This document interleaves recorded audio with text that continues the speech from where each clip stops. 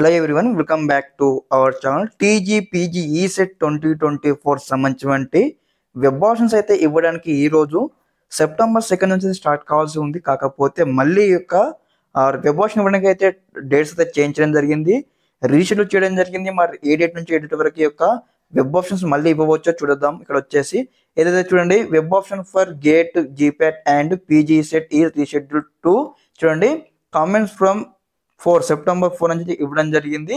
అదేవిధంగా ఇక్కడ important dates మనం చూసుకున్నట్లయితే టోటల్గా కంప్లీట్గా మళ్ళీ ఇక్కడ చేంజ్ చేయడం జరిగింది. ఫస్ట్ ఫేజ్ సంబంధించి ఒక వెబ్ ఆప్షన్ ఇవ్వడానికి కూడా ఇక్కడ మీకు చూపిస్తాను. అదేవిధంగా చాలా మంది స్టూడెంట్స్ అయితే కూడా టెన్షన్ పడుతూ ఉన్నారు, అసలు వెబ్ ఆప్షన్స్ మరి లింక్ అయితే ఎనేబుల్ చేయడానికి కూడా.